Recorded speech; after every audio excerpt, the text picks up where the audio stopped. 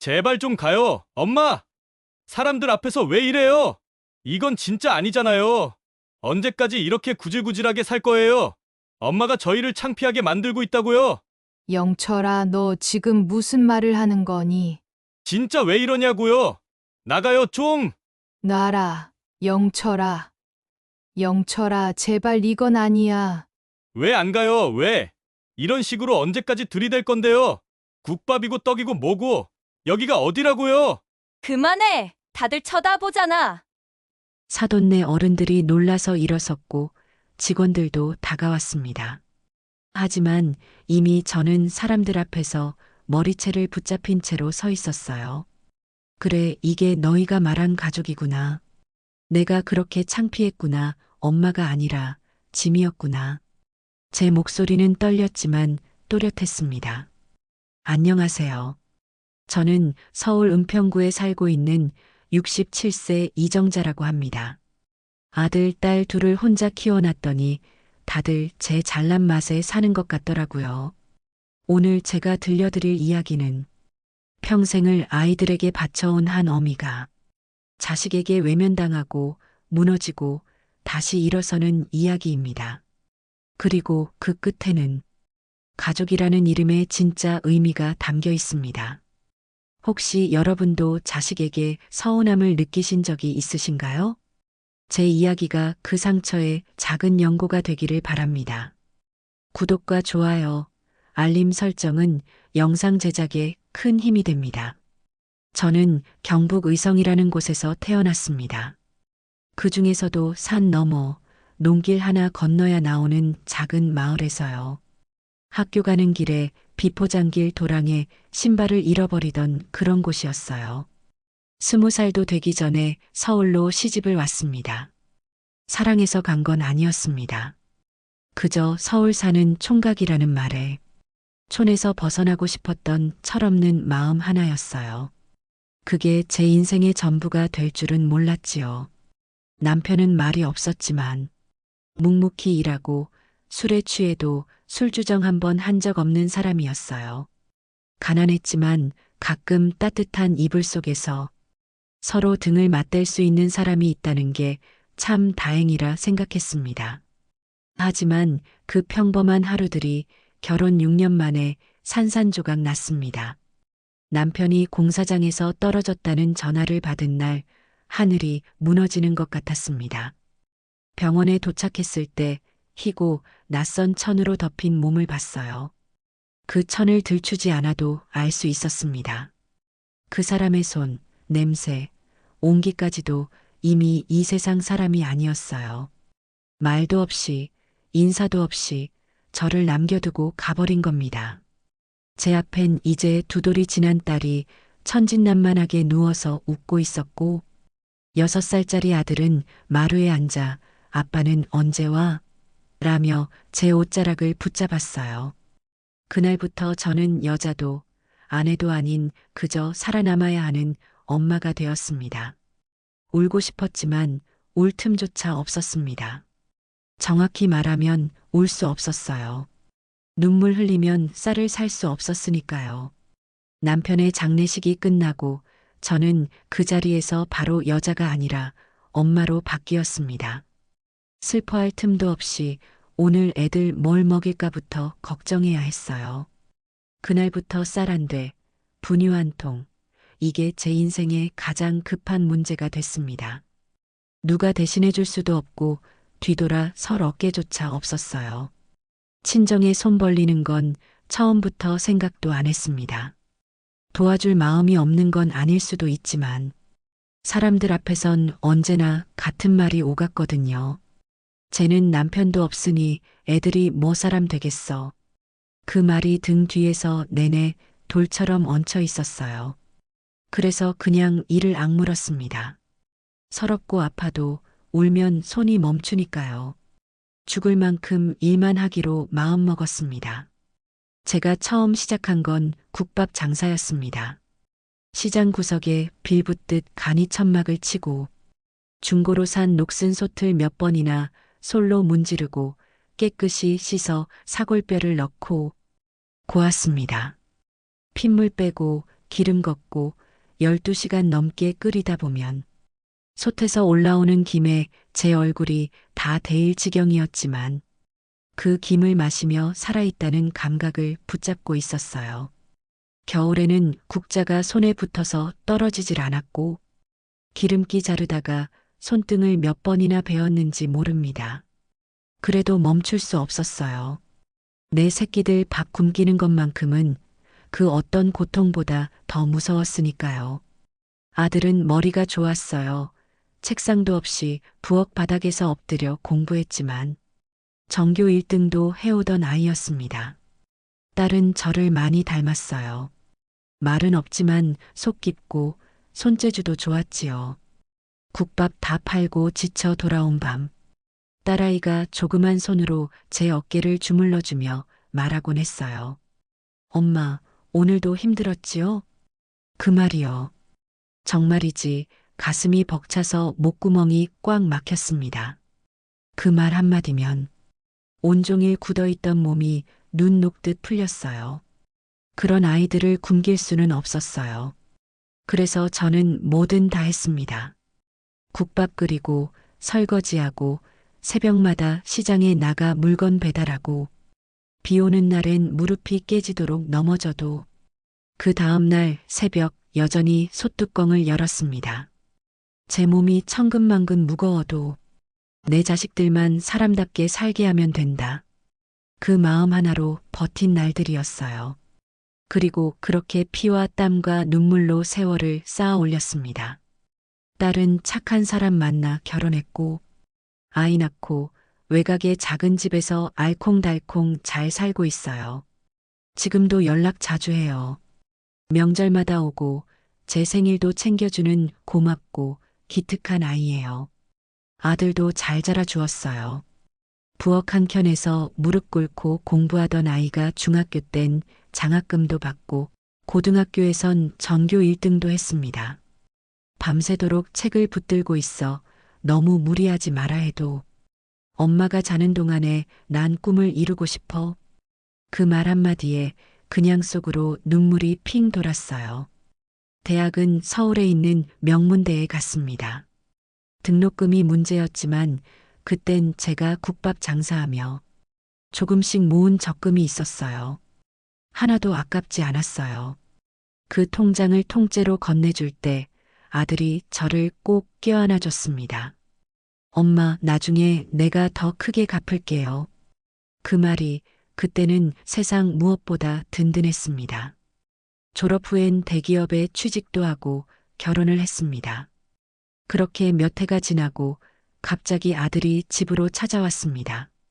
말수가 적어졌고 눈에 띄게 야위어 있었어요.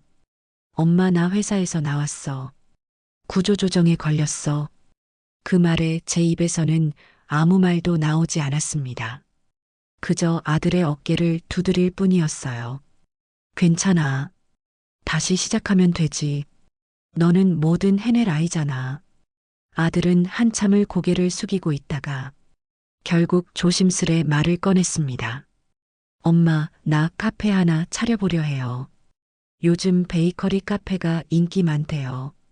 내가 손으로 뭔가를 만들면서 살아보고 싶어졌어요. 그 말에 저는 망설였어요. 사업이란 게 얼마나 무서운지 저는 몸으로 겪었으니까요. 그렇지만 아들은 카페를 시작했습니다. 그것도 며느리와 함께요. 카페가 나름 잘 되면서 아들도 며느리도 살만해지는 것 같았습니다. 저는 여전히 국밥집을 하고 있었고요. 그러던 어느 날 아들이 제게 전화를 했습니다. 엄마, 이번에 유진이 생일이라 카페에서 작게 모이니까 꼭 오세요. 그 말에 마음이 복잡했어요. 사실 제 생일 때는 케이크 하나 들고 와서 국밥집에 10분 앉아 있다가 갔거든요. 그날은 바쁘다며 밥도 안 먹고 그냥 일어나더라고요. 그래도 가족이니까 가족이라는 이유 하나로 가기로 마음먹었어요. 며느리 유진이가 저를 먼저 초대한 건 이번이 처음이었으니까요. 아들 얼굴 보는 것도 오랜만이고 축하도 해주고 싶었어요. 그날 밤엔 설레기도 하고 한편으론 씁쓸하기도 했어요. 무슨 음식을 가져가야 하나 계속 고민했어요. 요즘 둘 다 바쁘다고 대충 끼니를 때운다길래 사골을 푹 고았어요. 국밥집에서 따로 챙겨둔 좋은 뼈를 밤새도록 정성껏 우렸습니다. 떡도 쪄서 한 접시 정갈하게 담았어요. 보온통엔 따뜻한 사골국을 담고 손에는 떡이 담긴 종이백을 들었어요. 머리는 말끔히 묶고 단정한 회색 정장을 꺼내 입었습니다. 한동안 안 입던 옷이라 약간 불편했지만 신경 안 썼어요. 입술엔 립밤만 살짝 바르고 오래된 시장 구두를 닦아 신었어요. 서울 외곽 유원지 쪽은 처음 가는 길이라 긴장됐습니다. 택시 기사님이 거기 요즘 핫해요. 젊은이들 줄 많이 서요 하시더군요. 도착하니 정말로 사람들로 북적이고 있었어요. 아들 영철이 운영하는 베이커리 카페는 생각보다 훨씬 컸습니다. 예쁜 조명 아래 손님들이 포토존 앞에서 사진을 찍고 있었어요. 실내는 향긋한 빵 냄새와 잔잔한 음악이 흐르고 있었어요. 제가 문을 열고 들어선 순간 이상하게 주변 시선이 저를 향했어요.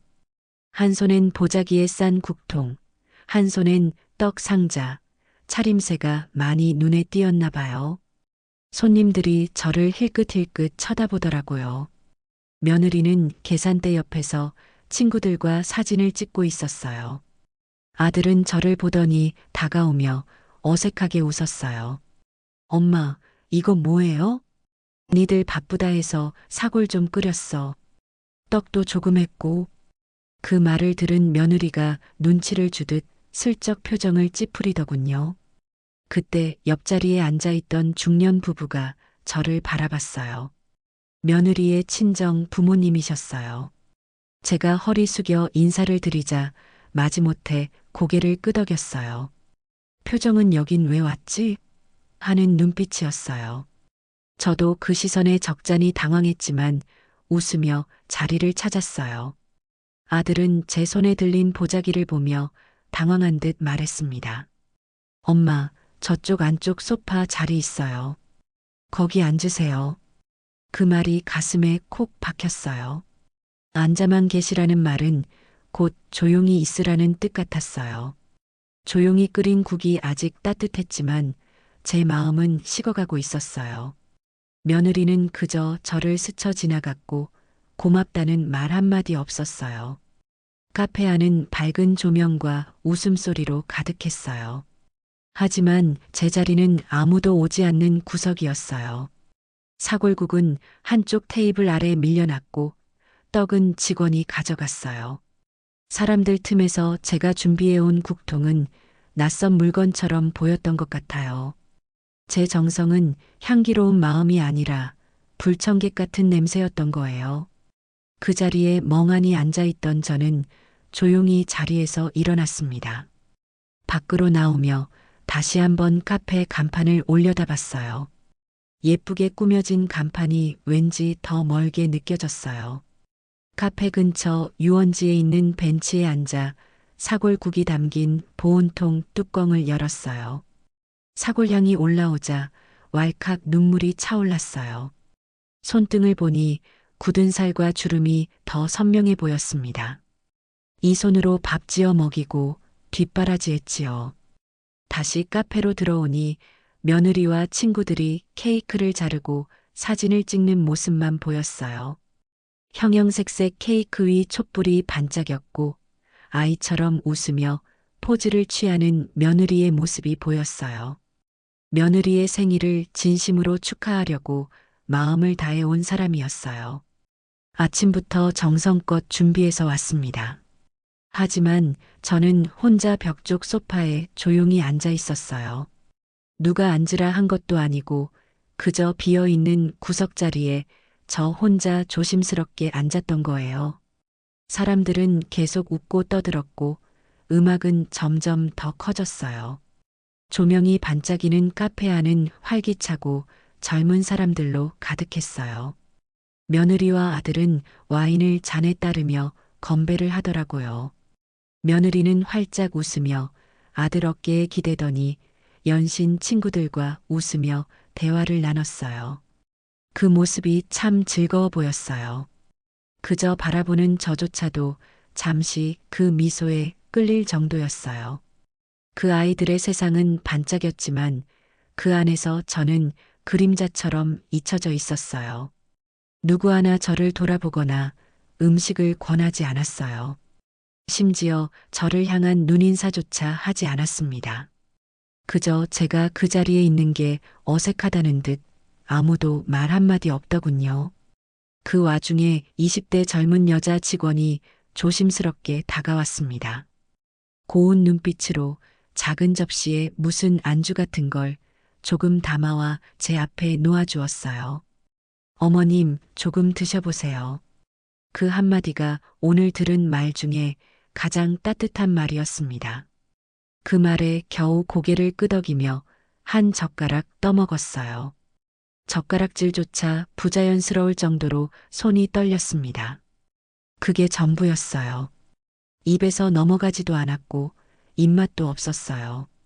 혀끝에 느껴지는 음식의 맛보다 마음속의 씁쓸함이 더 짙었어요. 그때였어요. 며느리와 친구들이 제 쪽을 힐끔거리며 뭐라 속삭이기 시작했어요. 처음엔 들리는 듯 말 듯 했는데 점점 말소리가 커졌어요. 어머, 진짜로 사골국하고 떡이라고? 요즘 누가 그런 거 들고 다녀? 완전 촌스러워.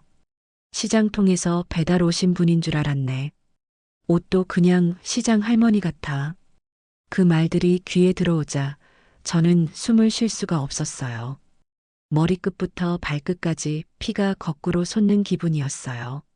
손등을 바라보니 평생 가족 먹이느라 굳은 살이 배긴 이 손이 갑자기 너무 부끄러워졌습니다. 이 손으로 끓인 사골국이 창피한 음식이 되었고 손수 찐떡은 냉소의 대상이 되었어요. 그저 정성을 담았을 뿐인데 이곳에선 예의 없는 행동이 되어버렸습니다. 몸을 일으키려다 멈췄어요. 걸어나가고 싶었지만 다리가 움직이지 않았어요. 그 순간 며느리와 친구 중 한 명이 제 쪽을 손가락질하며 웃었어요. 진짜 우리 엄마랑은 너무 다르다. 세대 차이 너무 심해. 그 웃음 속엔 조롱이 담겨 있었고 저는 그 자리에 그대로 얼어붙었어요. 사람들이 이따금 저를 바라보며 쑥덕이는 게 느껴졌어요. 숨고 싶었어요. 정말이지 그 자리에 있던 모든 공기가 저를 밀어내는 것 같았어요. 그 순간 며느리가 제 쪽으로 와서 말을 하더군요. 술 기운이 좀 있어 보였습니다. 어머님, 왜 오셨어요? 저는 당황했지만 애써 차분히 대답했어요. 네 생일이라고 아들이 오라고 해서 왔지. 며느리는 코웃음을 치며 고개를 젓더니 말을 이었어요. 요즘 떡이랑 사골국을 누가 가져와요? 어떻게 그런 걸 들고 올 생각을 하세요? 진짜 부끄러워요. 친구들이 다 눈치 줘요. 지금 당장 돌아가세요. 제발이요. 여기 있지 마세요. 그 말에 저는 말문이 막혔습니다. 눈치 없이 끼어든 사람처럼 취급받는 그 기분이란 건 겪어본 사람만 알 거예요. 옆에서 쳐다보던 사돈들이 다가와 며느리를 말리기 시작했습니다.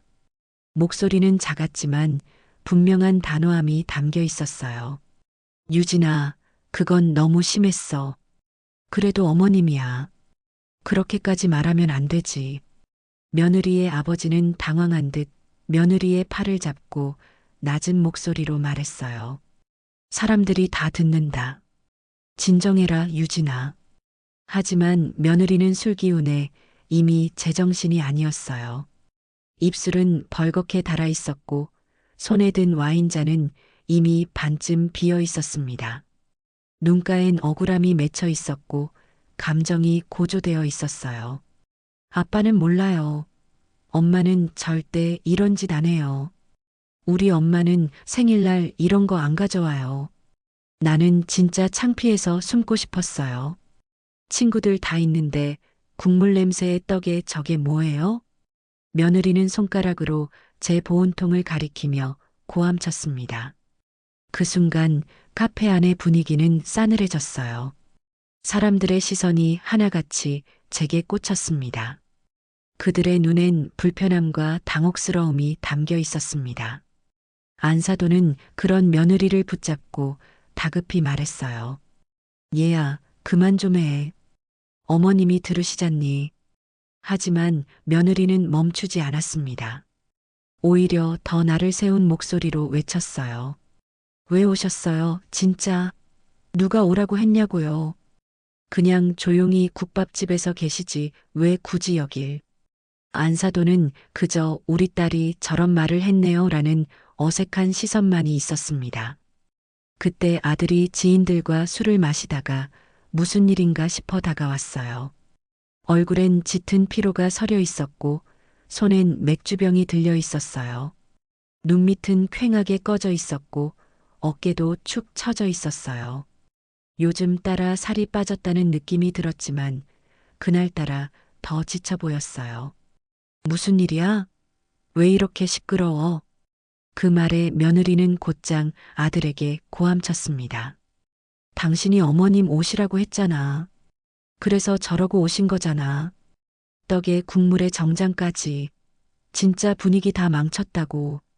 아들은 한숨을 쉬며 제게 시선을 돌렸어요. 그 눈빛 속엔 당황, 피곤, 그리고 며느리를 향한 눈치와 갈등이 섞여 있었어요.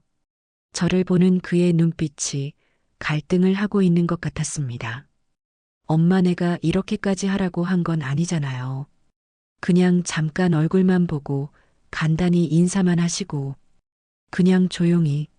말끝이 흐려졌지만 아들의 속내는 읽을 수 있었습니다. 며느리 눈치를 보느라 저를 향한 애틋함조차 누르려 애쓰는 아이였어요.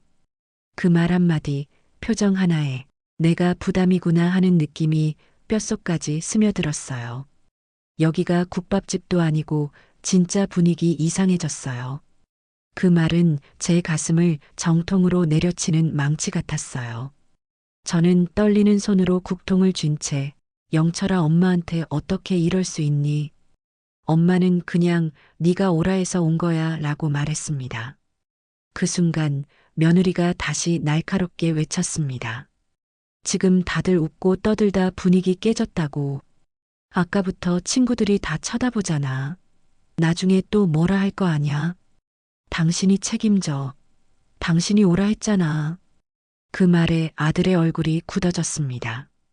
한참을 입 다물고 있던 아들이 갑자기 이성을 잃은 얼굴로 저를 향해 다가왔습니다.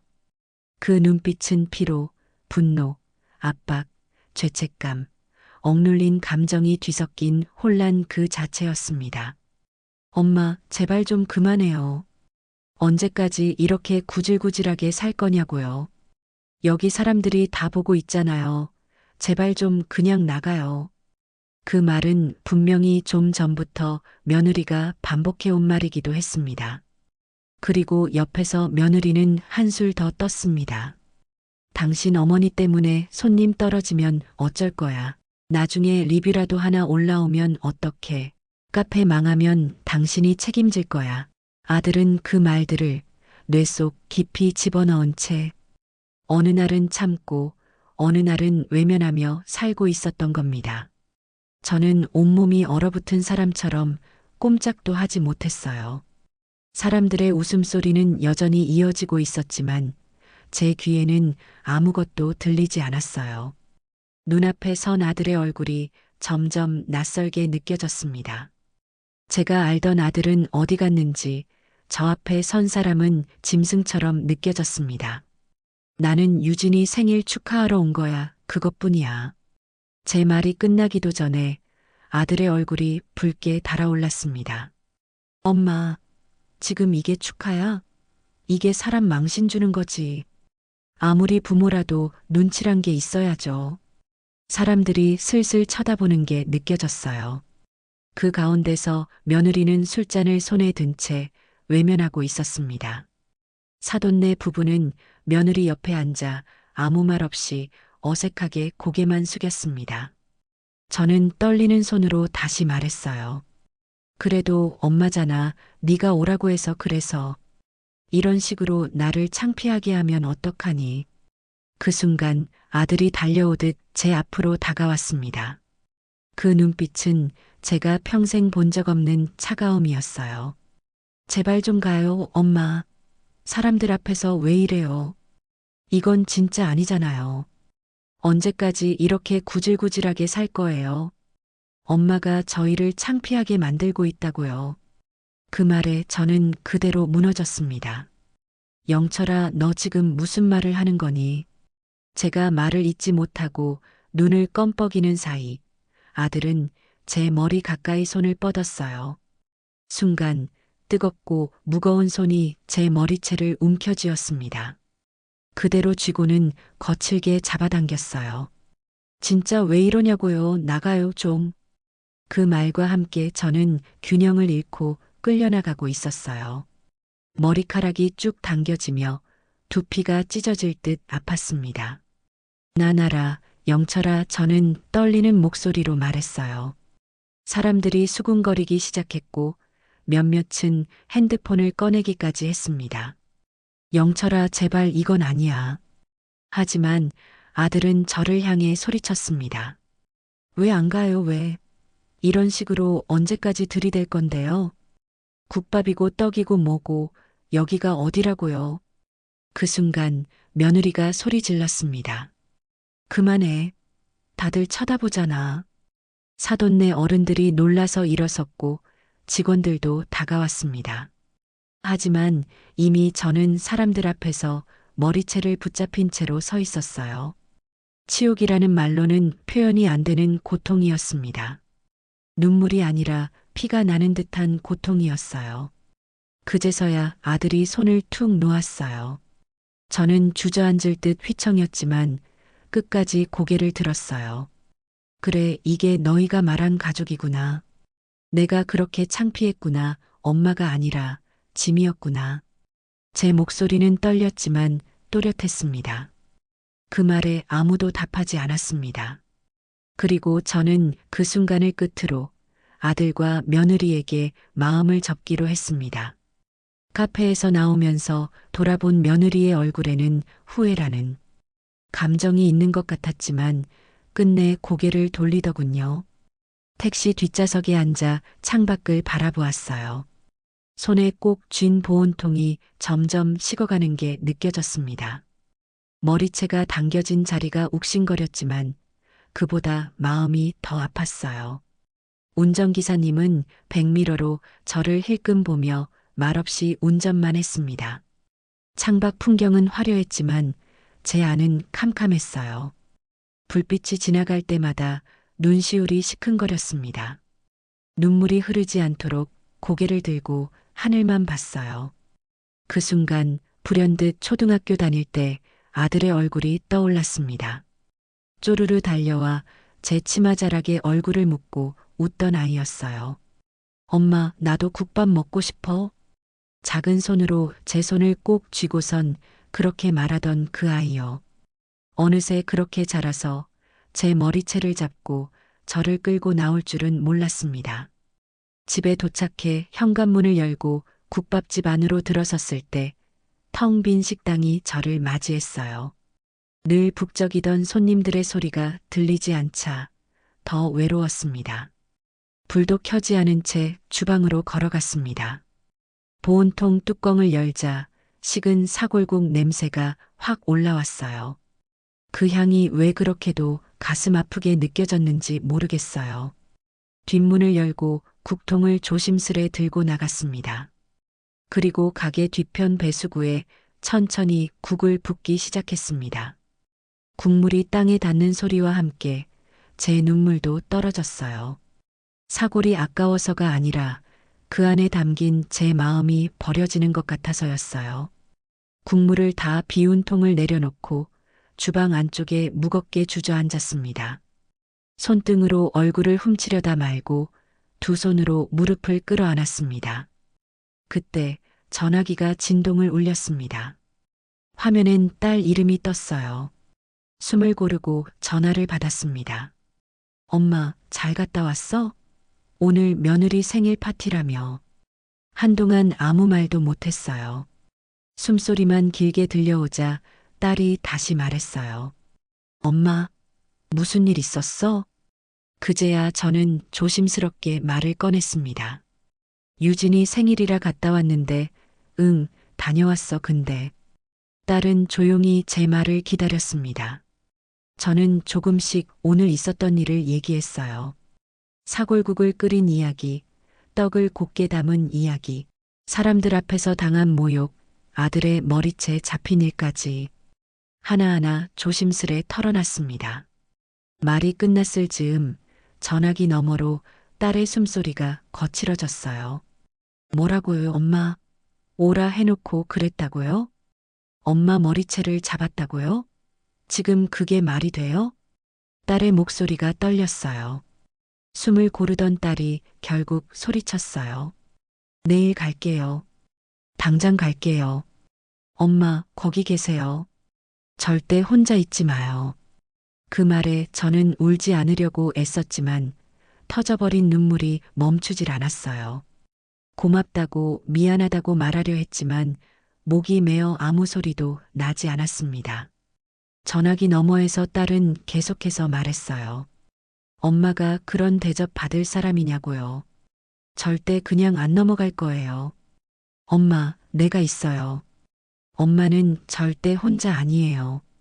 그 말이 너무 고마워서 저는 그 자리에 무너져 울고 말았습니다. 불 꺼진 국밥집 안 저는 딸의 목소리만 붙잡고 있었습니다. 새벽녘 국밥집 문을 똑똑 두드리는 소리에 눈을 떴어요. 밤새 불도 안 켜고 식당 바닥에 웅크리고 있었던지라 온몸이 굳어 있었습니다. 엄마, 문 좀 열어봐요. 나예요. 딸의 목소리가 문 밖에서 떨리고 있었어요. 저는 벌떡 일어나 문을 열었고 그 순간 딸은 저를 보고 그대로 멈췄습니다. 제 얼굴을 보더니 입술을 덜덜 떨며 눈이 동그래졌어요. 엄마, 이게 뭐야, 머리 왜 이래요? 이게 뭐냐고요? 딸의 손이 제 머리를 조심스럽게 만졌습니다. 그제야 깨달았어요.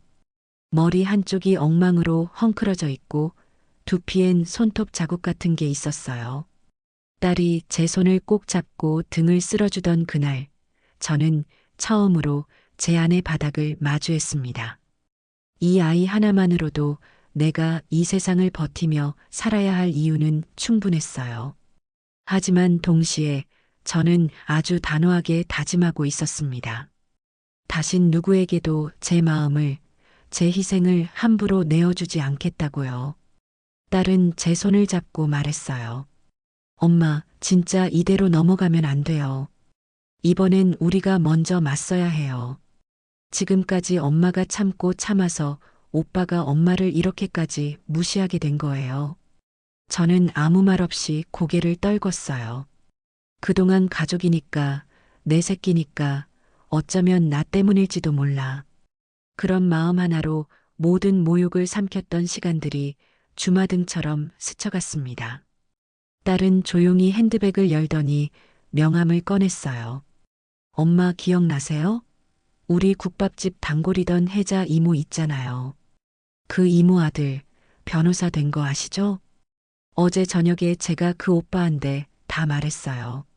엄마 당한 일 아빠 남기고 간 보험금으로 사줬던 카페와 아파트 해준 것까지요. 저는 놀라서 딸을 바라보았어요. 그 아이는 단단한 눈빛으로 고개를 끄덕였어요. 혜자 이모 아들 말이요. 엄마가 준 자금 출처 다 남아있고 통장 이체 기록도 있으니까 회수 절차 충분히 가능하대요. 명의가 오빠 이름이라도 실질적으로 투자하고 소유한 사람은 엄마잖아요. 더구나 새언니 명의도 아니고 오빠가 공동명의 신청도 안 한 게 오히려 다행이래요. 그 말을 듣자 숨겨두었던 기억 하나가 떠올랐습니다. 남편이 세상을 떠난 뒤 제가 처음으로 용기 내어 서울 외곽에 있던 땅을 샀던 그날이요.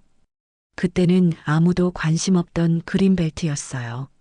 있는 줄도 모르고 살았는데 몇 해 뒤 그 땅이 풀리고 아파트 단지가 들어섰어요.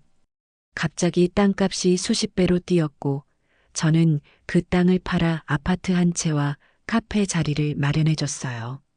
명의는 아들 앞으로 했지만 저는 모든 계약과 이체 내역을 손수 정리해 뒀습니다. 사랑해서 해준 일이었고 뒷날 무슨 일 생길까봐 대비 차원에서 챙겨뒀던 거예요. 그날이 오리라고는 생각하지 못했지만요. 다음 날 아침 햇살이 국밥집 유리창에 스며들 때쯤 딸이 찾아왔습니다. 엄마, 오늘 우리 변호사 사무실 가요.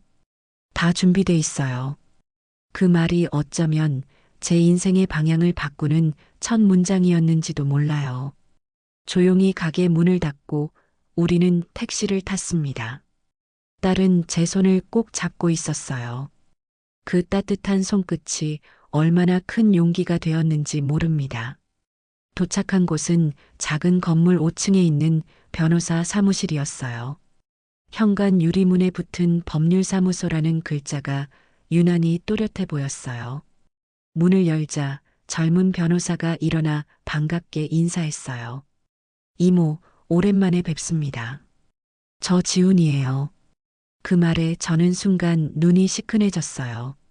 세월이 참 많이 흘렀구나 싶었고 이렇게 도움을 주는 사람이 있다는 게 믿기지 않았어요. 변호사는 단단한 눈빛으로 저를 바라보며 말했어요. 이미 모든 서류는 따님 통해서 받았어요. 통장 거래 내역, 당시 땅 매매 계약서, 증여사실 확인 가능한 문서까지 정말 꼼꼼하게 챙기셨더라고요.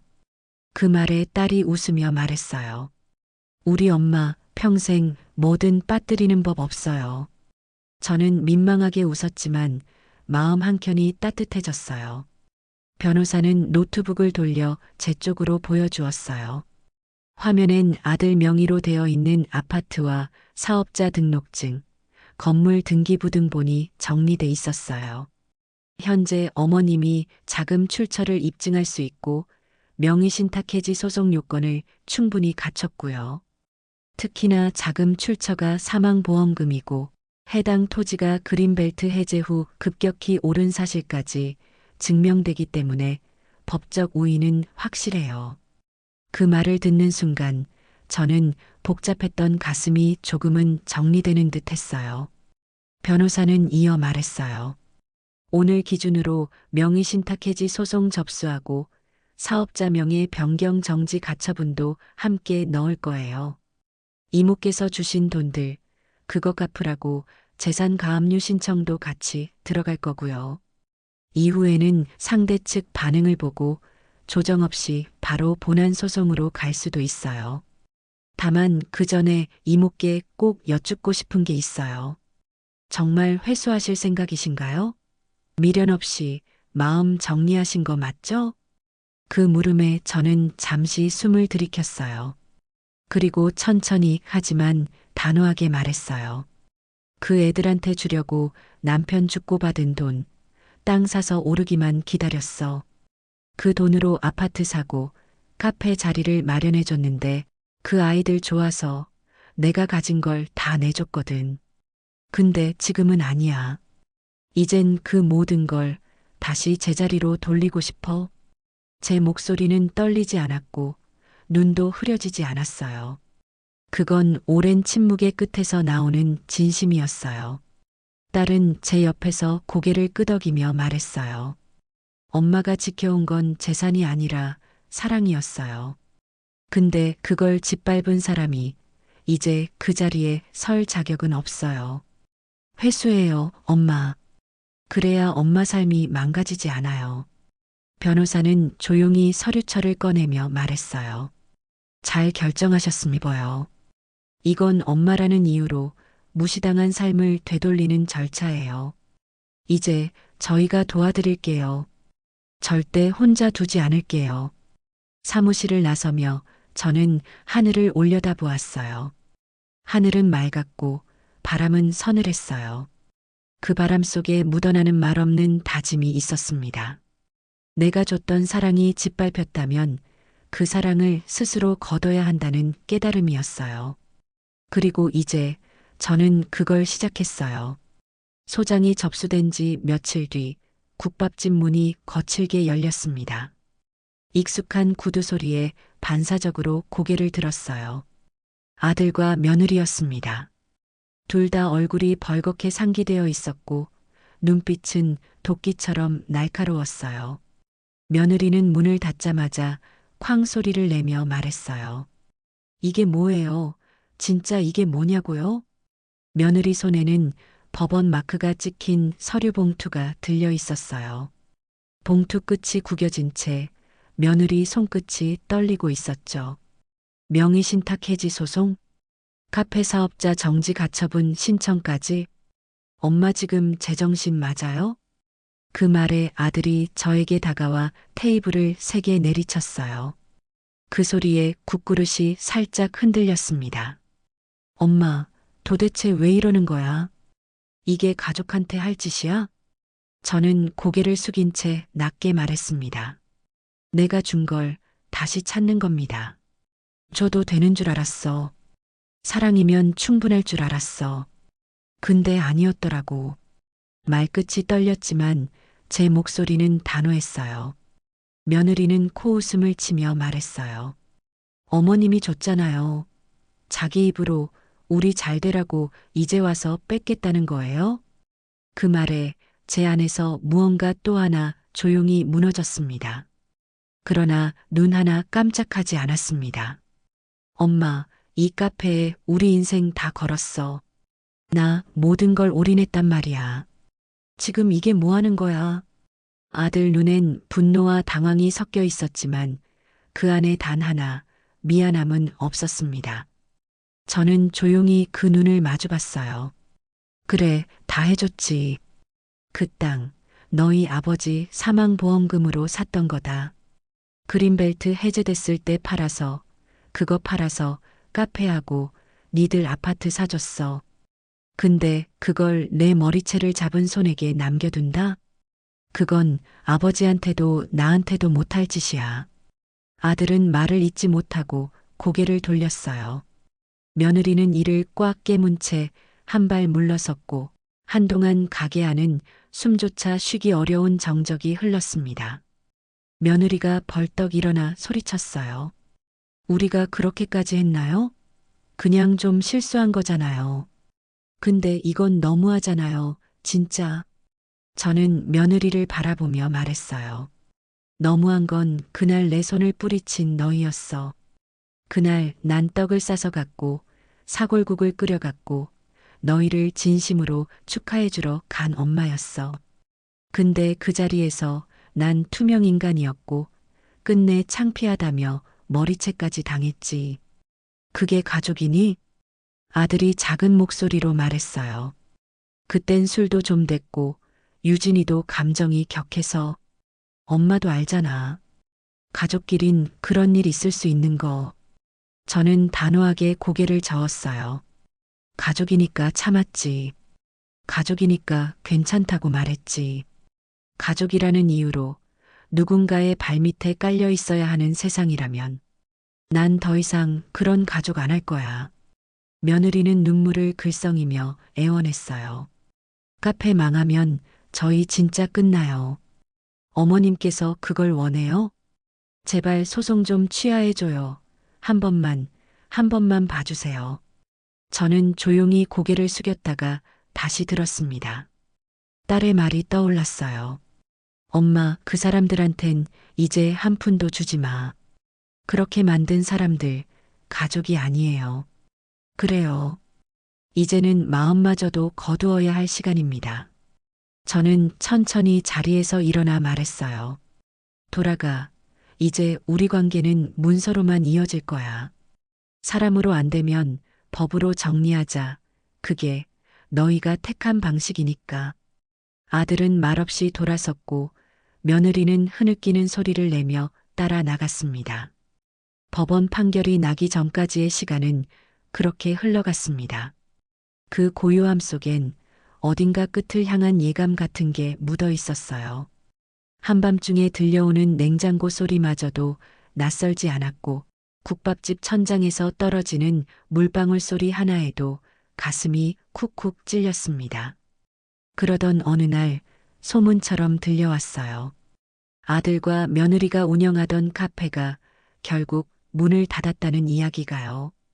사업자 등록은 법원 명령으로 정지됐고 카드 결제도 막히며 단골 고객들이 등을 돌렸다는 말도 함께였습니다. SNS 계정은 폐쇄됐고 가게 문 앞엔 임시 휴업이라는 종이가 붙었다고요. 그 말을 들었을 때 저는 묘한 감정에 휩싸였습니다. 처음엔 속이 시원한 듯 했습니다. 그래, 이게 대가지. 함부로 사람 짓밟은 값은 치러야지. 하지만 시간이 지날수록 마음 한구석이 차가워졌어요. 내가 낳고 길렀던 아들이 밥벌이조차 막혀버린 현실 속에서 어디서 어떻게 살아가고 있을까 싶었습니다. 그러던 중 어느 아침 국밥집 문이 열렸습니다. 익숙한 그림자가 문틈 사이로 스며들었습니다. 아들과 며느리는 둘 다 작업복 같은 후줄근한 옷차림에 손엔 낡은 앞치마를 들고 있었습니다. 눈빛은 초점이 흐려 있었고 수척한 얼굴엔 며칠은 제대로 먹지 못한 듯한 그림자가 드리워졌어요. 엄마. 아들이 먼저 입을 열었습니다. 목소리는 갈라져 있었고 눈가엔 핏줄이 도드라져 보였어요. 우리 국밥집 도와드릴게요. 밥 좀 주세요. 저는 손에 들고 있던 국자를 식탁에 놓으며 조용히 물었습니다. 지금 무슨 소리니? 내 가게에 왜 오니? 며느리가 고개를 깊숙이 숙이며 말했습니다. 죄송해요. 정말 죄송해요. 근데 진심이에요. 도와드리고 싶어요. 아니, 사죄하고 싶어요. 저는 대답하지 않고 주방 안으로 들어갔습니다. 눈물은 나오지 않았어요. 그저 손끝이 얼어붙은 것처럼 떨릴 뿐이었습니다. 그날은 그렇게 지나갔습니다. 하지만 다음 날 아침에도 그들 둘이 국밥집 앞에 서 있었습니다. 그 다음 날도 또 그 다음 날도 비가 와도 바람이 불어도 매일 같은 시간에 문 앞에 와서 기다리고 있었어요. 딸에게 이야기를 하니 절대로 용서하지 말라고 하더군요. 그렇지만 하루 이틀, 일주일이 되자 저는 결국 입을 열었습니다. 좋아. 그럼 해봐라. 이 일이 얼마나 버거운지 니들 몸으로 직접 느껴봐라. 그날부터 아들과 며느리는 국밥집의 하루를 함께 시작했습니다. 새벽 5시, 겨우 눈을 뜬 채 주방으로 들어와 사골을 물에 씻고 커다란 솥에 올리는 것부터 시작했어요.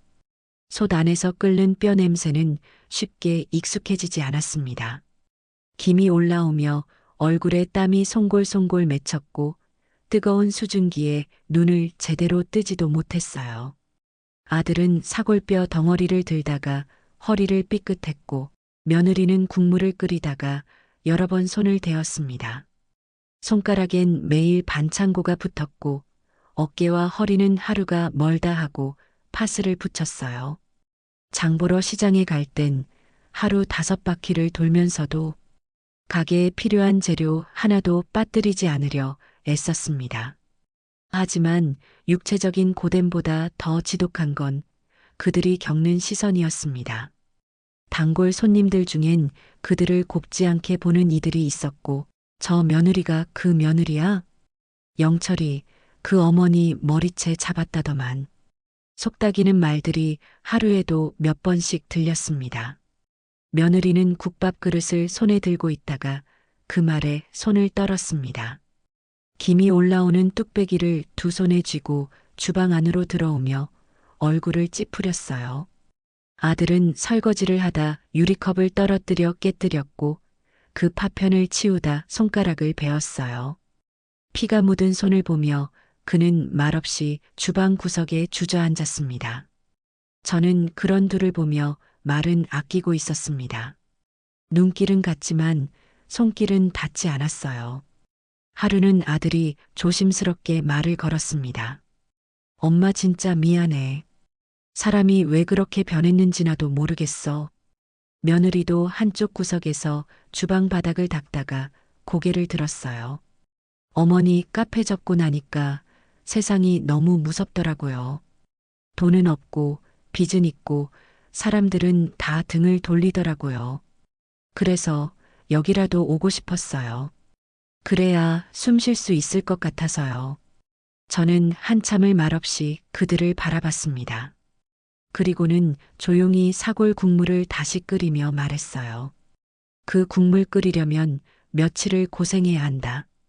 니들이 그 끓는 시간 동안 뭘 느끼는지 그게 중요해. 그날은 특히 바쁜 날이었습니다.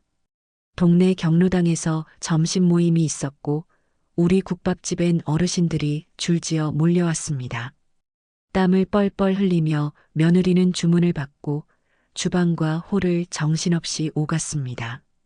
순댓국 3번 테이블 나갑니다. 수육은 다 삶았어요? 무김치 더 내야 해요. 그날따라 손님들이 몰려 더운 김이 안개처럼 가게 안을 뒤덮었고 며느리는 숨 쉴 틈도 없이 뛰어다녔어요. 뺨은 벌겋게 달아올랐고 이마에선 땀이 흘러내렸습니다. 하지만 며느리는 내색하지 않았습니다. 그러던 찰나였습니다. 며느리가 국밥을 들고 한 손님 앞에 도착했을 때였어요. 그 손님은 그날따라 유난히 짜증이 많아 보였던 70대 중반의 단골 할머니였어요. 순댓국 나왔습니다. 며느리가 조심스레 국을 내려놓는 순간 그릇 가장자리에 국물이 약간 튀어 할머니 블라우스 앞자락에 조금 묻고 말았습니다. 어머, 죄송합니다. 제가 닦아드릴게요. 며느리는 당황한 얼굴로 냅킨을 꺼냈지만 할머니는 냅다 손을 휘저으며 목소리를 높였습니다. 야야야, 이게 뭐 하는 짓이야? 이 옷, 내가 입는 옷 중에 제일 비싼 거야. 내가 오늘 특별히 입고 나온 건데 이걸 이렇게 버려? 가게 안이 또다시 조용해졌습니다. 며느리는 고개를 숙인 채 계속 사과했습니다. 정말 죄송해요. 일부러 그런 게 아니라. 하지만 할머니의 분노는 멈추지 않았습니다. 그러니까 이딴 애를 가게에 왜 둬? 시어머니한테 그런 짓 한 것도 모자라서 이젠 손님한테까지 이래? 사장이 왜 저걸 계속 두고 보는 거야? 그 말은 명백한 선을 넘은 말이었습니다. 며느리는 눈앞이 붉게 물들어가고 입술이 바르르 떨리기 시작했어요. 참고 참았던 말이 목구멍까지 차오르고 있었습니다. 고개를 살짝 들고 아주 낮은 목소리로 말했습니다. 저도 사람입니다. 죄송한 마음 정말 커요. 근데 일부러 그런 것도 아니고 계속 욕을 들으니까 저도 힘들어요. 그 말에 손님은 눈을 부릅떴습니다. 뭐, 지금 손님한테 말대꾸하는 거야? 어디서 주방 뒷일이나 하던 애가 손님한테 눈을 부라려? 그 순간 며느리의 입에서 큰 소리가 나왔습니다. 저 죄송하다고 계속 사과드렸어요. 국물 조금 튄 거 정말 잘못했어요. 근데 저도 지금 하루 15시간씩 일하고 있어요. 손에 물집 생기고 허리 아프고 손가락 관절도 부어요. 욕도 손가락질도 하루 이틀이 아니에요. 제가 어떤 사람이든 간에 지금은 진심으로 반성하고 있어요. 그 말에 할머니는 입을 다물지 못한 채 당황해했고 주변 손님들은 조용히 숟가락을 내려놓았습니다. 그때였습니다. 저는 조용히 국자와 앞치마를 내려놓고 주방에서 나왔습니다. 가게 한가운데까지 걸어 나와 며느리와 손님 사이에 섰습니다. 이제 그만하시죠. 제 목소리는 낮고 단호했어요. 손님은 저를 보고 말했습니다. 사장님, 이게 손님한테 할 짓이에요? 애초에 저런 애를 가게에 안 들였어야죠. 저는 그 손님의 눈을 똑바로 바라보며 말했습니다. 그 애가 어떤 짓을 했는지 제가 누구보다 잘 압니다. 그날 이후로 저는 매일 울었고 잠도 못 자고 국물 넘기면서도 속이 다 쓰라렸어요. 하지만 그 애는 변했습니다. 하루도 빠지지 않고 나와서 숯뼈를 들고 뜨거운 김을 마시고 허리 굽혀 일하고 손가락이 굳어가도 한마디 불평 없이 일하고 있어요. 오늘 그 국물도 그 애가 새벽부터 불 앞에 앉아 정성 들여 끓인 거예요. 실수는 실수입니다. 하지만 그 실수를 100번 돌려서 짓밟는 건 이제 그만하셔야죠. 며느리는 조용히 눈물을 떨구고 있었고 그 옆에 선 제 손은 언제부턴가 며느리의 어깨를 감싸고 있었습니다. 이제 이 아이 제 며느리 아닙니다. 가족도 아닙니다. 하지만 지금 이 가게에서 이 아이는 제 동료고 제 국밥을 지키는 사람입니다. 그러니 모욕은 그만하시죠.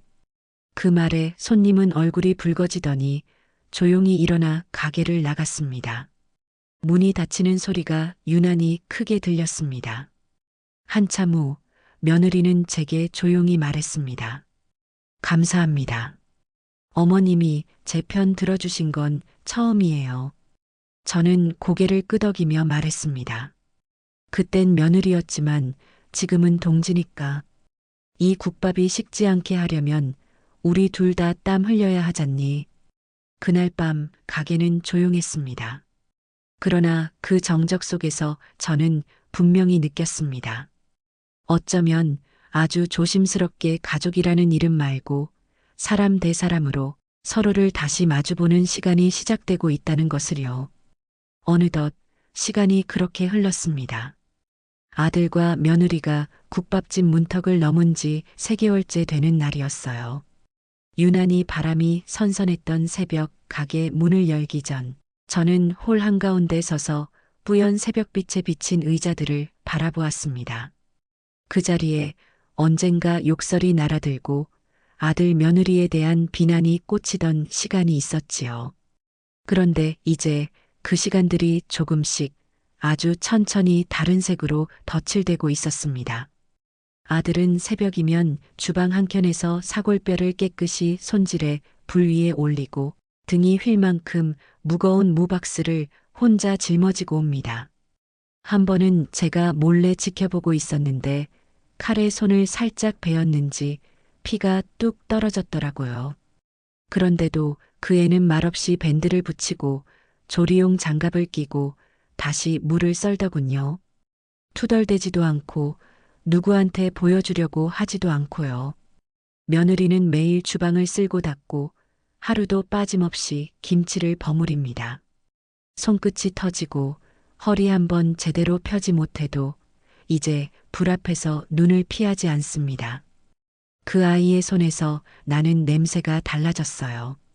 향수나 비싼 로션 냄새가 아니라 마늘, 고춧가루, 된장. 그 진한 냄새들이 스며든 손. 그건 국밥을 삶아내는 사람의 손이었습니다. 저는 가게 뒷문 앞 작은 화단 옆에 서서 조용히 핸드폰을 꺼내 들었어요. 수화기 너머로 변호사에게 전화를 했습니다. 이모, 잘 지내셨어요? 그래, 바쁘지? 근데 그거 말이다. 그 명의신탁 해지랑 사업자 정직원. 제 목소리는 스스로도 놀랄 만큼 조용했어요. 그거 취하하자. 그냥 없던 일로 해줘. 변호사는 한참을 말없이 있더니 조심스럽게 물었습니다. 괜찮으시겠어요? 그 결심 쉽게 하신 거 아니셨는데. 저는 고개를 끄덕였습니다. 응, 괜찮아. 어차피 그 손으로 다시 걷어들일 마음이었으니까. 이제 그냥 조금 내려놓으려 한다. 근데 걔네한테는 아직 말하지 말아줘. 그냥 모르게. 조용히 그냥 그렇게. 전화를 끊고 한참을 가게 뒤편 벽에 기대어 서 있었습니다. 하늘은 높았고 가을의 냄새가 코끝을 간지럽혔습니다. 그리고 저는 처음으로 그 애들의 이름을 속으로 부르며 가만히 웃어보았습니다. 그날도 아들은 뜨거운 김을 맞으며 가마솥을 저었고 며느리는 밥솥 뚜껑을 열다 뜨거운 김에 놀랐지만 또다시 미소 지으며 밥을 펐습니다. 그 아이들은 아무것도 모른 채 오늘도 성실하게 묵묵히 국밥집의 하루를 살아가고 있었습니다. 그 손끝에 묻은 정성과 그 눈빛 속에 스며든 반성이 이제는 조금씩 제 마음을 덮고 있었고, 저는 그 변화의 과정을 말없이 지켜보며 조용히 기다리기로 했습니다. 그 무엇보다 사랑이든 용서든 억지로 말하지 않아도 시간이, 삶이, 그리고 국밥 한 그릇이 그 진심을 말해줄 거라고 믿었으니까요. 바람이 부드럽게 불던 어느 봄날 아침이었습니다. 벌써 1년이 지났네요. 서툴고 어설펐던 두 사람은 이제 국밥집의 아침 공기와 리듬에 제법 자연스럽게 스며들어 있었습니다. 하지만 그날따라 저는 손끝이 무겁고 가슴이 조용히 내려앉는 기분이었어요. 이 일은, 이 주방은 이제 제 몸이 감당하기엔 조금씩 벅차기 시작했거든요. 저는 일손을 멈추고 두 사람을 불렀습니다. 영철아, 유진아, 잠깐 앉아봐. 그들은 앞치마를 벗고 제 맞은편에 앉았습니다. 저는 천천히 조용히 말했어요. 이제 너희 둘 다시 카페에 봐라. 그 말에 두 사람은 동시에 눈을 크게 떴습니다. 며느리는 말문이 막힌 얼굴로 저를 쳐다봤고, 아들은 믿기지 않는 듯한 표정으로 말했어요. 엄마 지금 무슨 말이야? 우리 다시 카페 하라고? 저는 고개를 끄덕였습니다. 그래. 1년이면 됐다. 그동안 고생했고 무엇보다 그 마음 난 다 봤다. 며느리는 입술을 꾹 다물다가 조심스럽게 물었어요. 근데 국밥집은요? 이 가게는 어떻게 하시게요? 저는 손끝으로 식은 찻잔을 만지며 조용히 웃었습니다. 이제 나도 힘들어. 무릎도 시큰거리고 하루에 몇 시간씩 불 앞에 서 있는 게 예전 같지 않더라. 이 국밥집도 이젠 문 닫을 때가 된 것 같다. 그 말에 두 사람은 한참 말을 잇지 못했습니다. 가게 안엔 사골 끓는 소리만 둥글게 퍼졌고 바깥에선 참새 울음소리가 흘러들어왔습니다. 저는 다시 말했습니다. 이 가게는 너희한테 사람을 가르쳤고 내겐 용서를 배웠다. 이제는 너희가 너희 길로 다시 나가야지. 그게 내 몫을 다한 거야. 며느리는 눈시울이 붉어지며 고개를 떨궜고 아들은 두 손으로 얼굴을 감쌌습니다. 저는 조용히 그들의 손을 잡으며 말없이 따뜻한 미소를 지었습니다. 국밥집의 온기보다 더 뜨거운 무언가가 그 순간 우리 사이에 있었습니다. 얼마 뒤 국밥집 문 앞엔 오늘까지만 영업합니다 라는 작은 종이 팻말이 붙어 있었습니다. 유난히 햇살이 고왔던 봄날, 솥 안에서 천천히 끓어오르는 사골 향이 가게 안을 가득 채우고 있었어요. 그날 아침 평소보다 이른 시간부터 익숙한 얼굴들이 하나둘 문을 열고 들어오기 시작했습니다. 아들과 며느리는 묵묵히 서빙을 하며 사골 국자를 조심히 퍼냈고 한 그릇 한 그릇에 정성을 담아 보냈습니다. 점심이 지나고 오후엔 말없이 찾아와 앉아만 있다 가는 이들도 있었어요. 그중 어떤 이는 작은 꽃다발을 놓고 갔고 어떤 이는 손편지를 건넸습니다. 시간이 흘러 저녁이 되자 가게 안은 마지막을 아쉬워하는 따뜻한 사람들로 가득 찼고 그 안에서 저도 모르게 눈시울이 붉어졌습니다. 그날 마지막 손님이 떠나고 등을 하나씩 끄고 난 뒤 저는 조용히 주방 한복판에 섰습니다. 빈 솥을 바라보며 손끝으로 국자 자국이 남은 조리대를 쓸어내렸습니다. 그동안 정말 수고했다. 이손아. 고맙다, 내 인생아. 그 순간 아들이 뒷문을 열며 말했어요. 엄마, 다 치웠어. 이제 나가요. 국밥집의 불은 꺼졌지만 그 따뜻한 온기는 사람들의 기억 속에서 오래도록 피어날 겁니다. 그리고 저는 그날 밤 조용히 가게 문을 닫았습니다. 마지막으로 철컥 닫힌 그 소리는 아쉬움이 아니라 긴 삶을 마무리하는 작은 찬란함의 소리처럼 들렸습니다. 제 이야기는 여기까지입니다. 여러분이 저라면 어떤 선택을 하셨을까요? 여러분의 생각을 댓글로 남겨주세요. 구독과 좋아요, 댓글은 영상 제작에 큰 힘이 됩니다. 시청해주셔서 감사합니다.